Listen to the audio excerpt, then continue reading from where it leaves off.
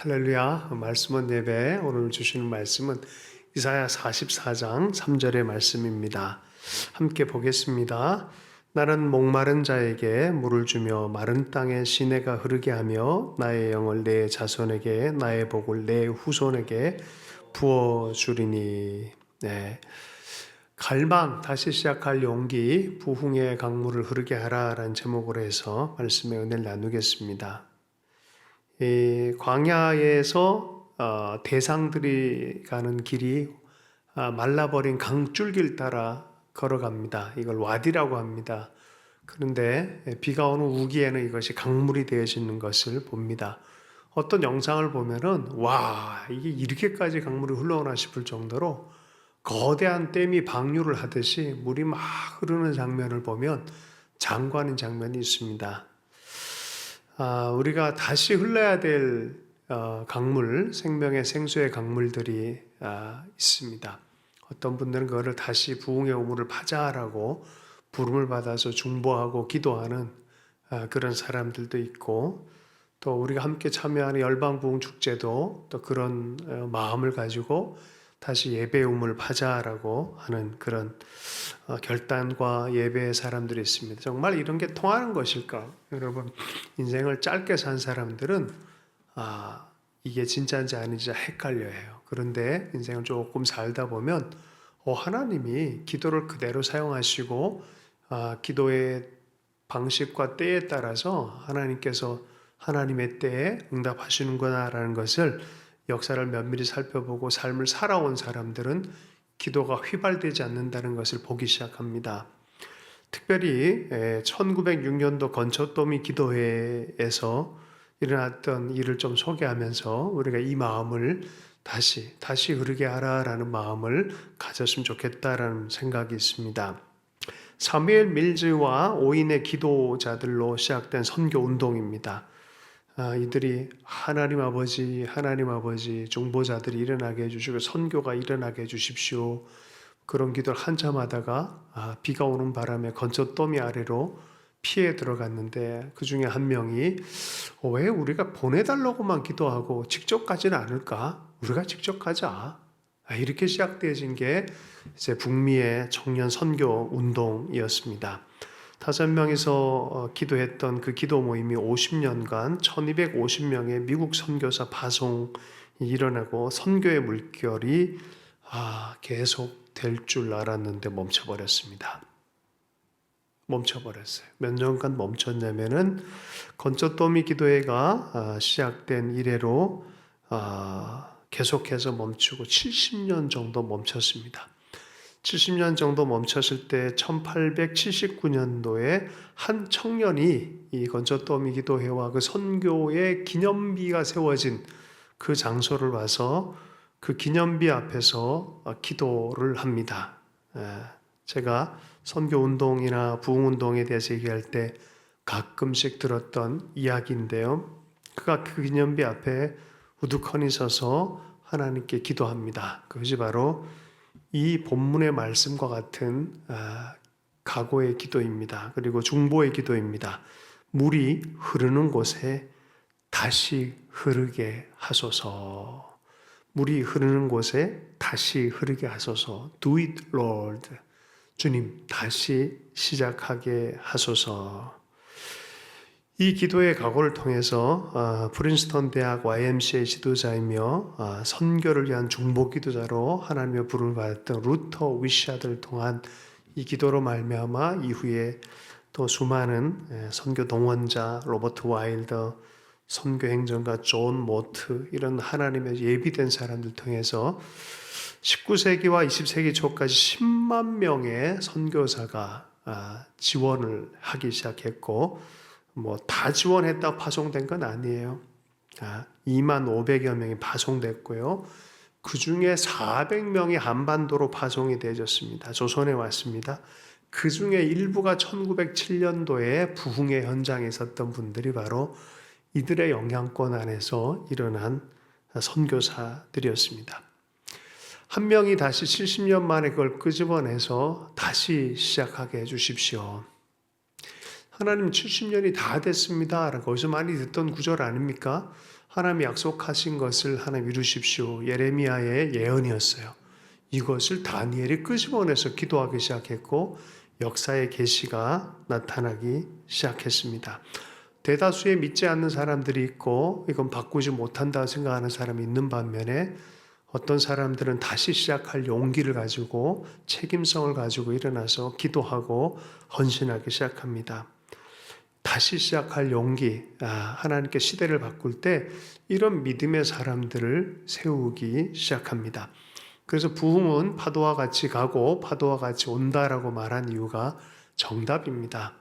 하나님 다시 부흥의 물결을 이 와디와 같이 다시 시작할 때는 반드시 이런 사람들이 일어납니다. 다시 꿈꾸고 다시 기도하고 다시 부흥을 사모하는, 다시 헌신하는 하나님의 종들이 일어나기 시작합니다. 오늘 북토크를 하는데 이 YM이란 단체가 막 커갈 때 하나님 배에 대한 얘기를 하는 거예요. 복음과 더불어 하나님을 사랑하고 사람을 사랑하는 구제의 사역에 대한 얘기를 했는데 배에 대한 얘기를 했을 때 이들이 마음이 흥분됐고 이게 정말 주께로부터 온 건가 물어봤을 때 갑자기 문 밖에서 누가 두드리는데 나 같은 사람도 여기 선교단체에 있을 수 있습니까? 라고 하는데 자기는 배 모는 것, 배에서 일하는 것밖에 모른다.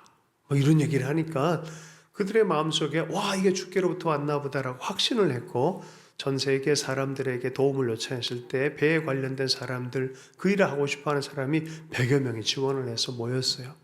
그리고 재정도 상당 부분 많이 모였어요. 그런데 뉴질랜드 쪽에서 어떤 배가 탁 나왔어요. 되게 유명한 배가. 이거 아구가 딱딱 맞아 떨어지는 거야. 근데 갑자기 성경 말씀을 딱 읽는데 내가 흔들 걸 흔들겠다라고 말씀하시고 주님의 말씀이 뭔가 퉁 맞은 느낌이 들더래요. 그리고 분별하고 기다리고 재정을 기다리고 있는 동안에 그 이후로부터 갑자기 일전도 돈이 안 들어오는 거야. 그러니까 이게 점점 쫄리는 거야. 돈을 이렇게 해야 되는데 안 들어오더라는 거야. 급기야는 이게 문제가 생긴 거야. 이거 큰일 났어요. 돈을 못 하게 된 거예요.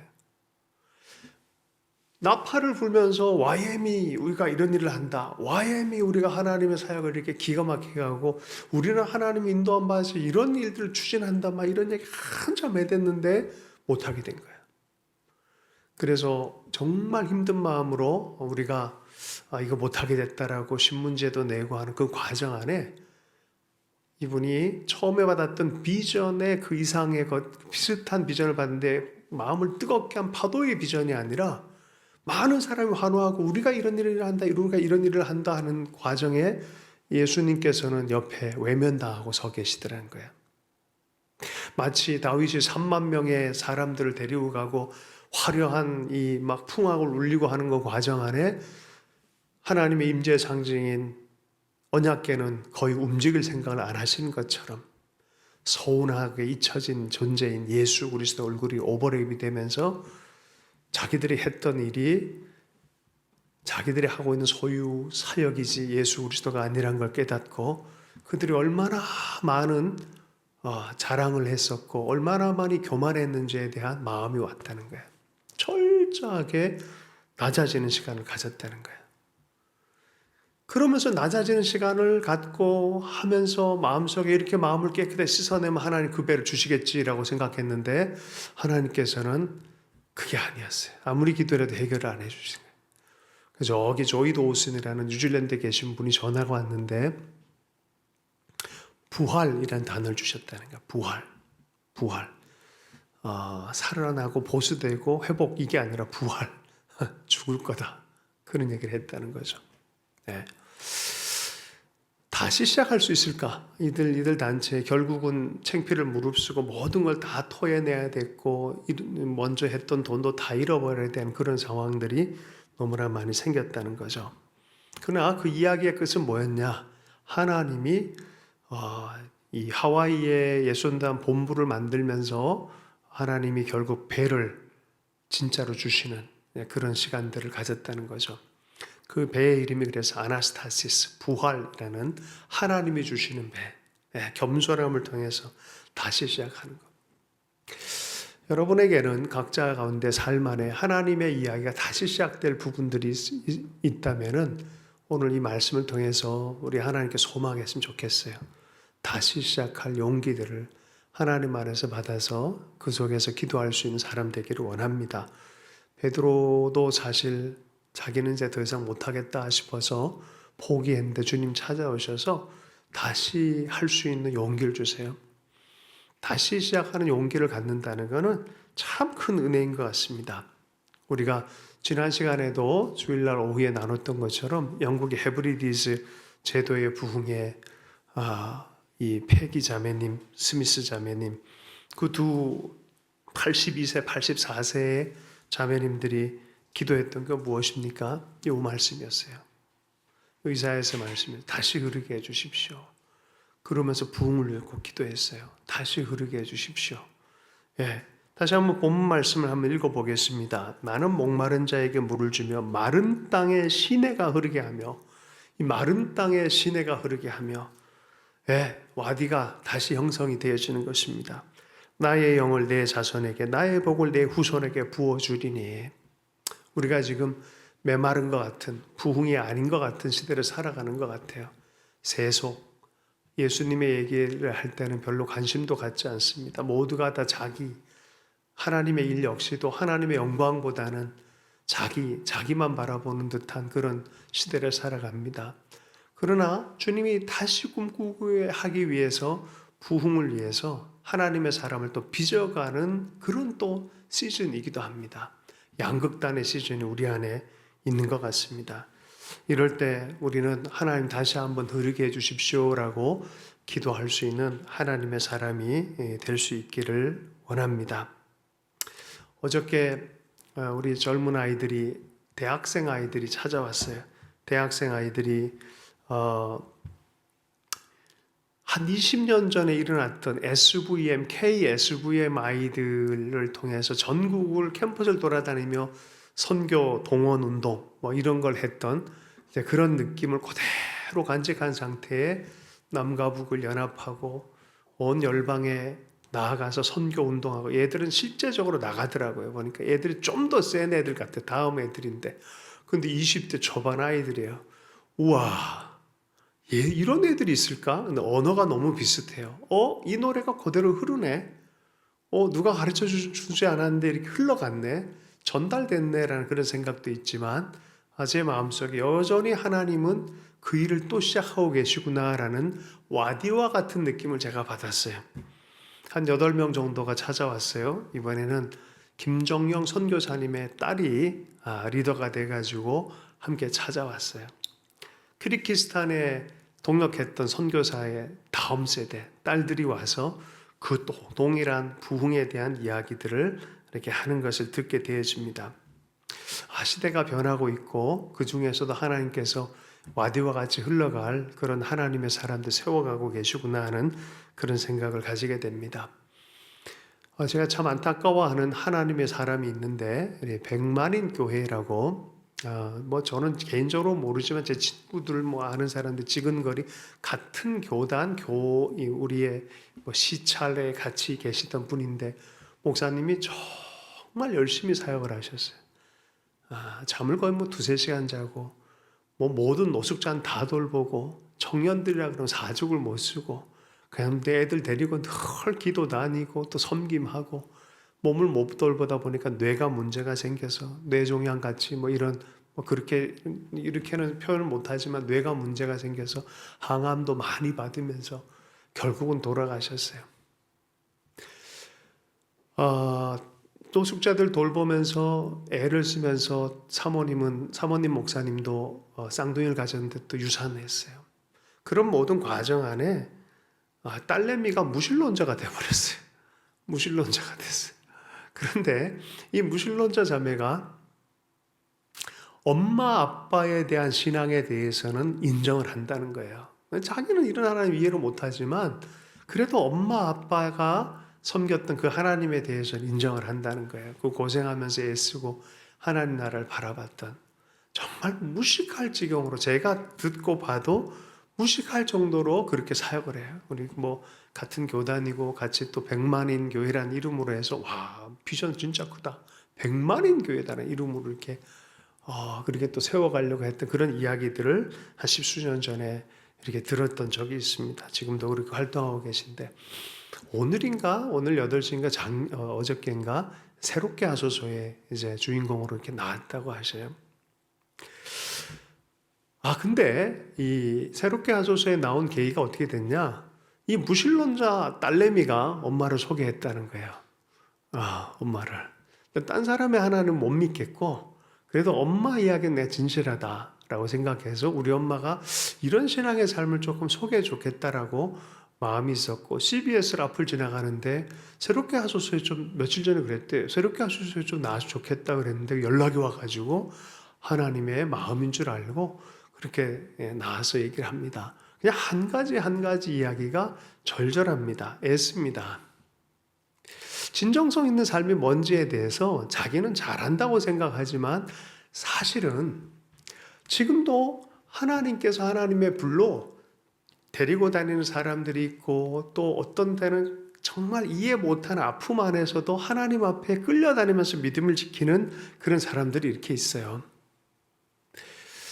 근데 해도 안 되는 경우가 있어요. 근데 진정식에 했는데도 안 된다는 생각이 들 때가 있어요.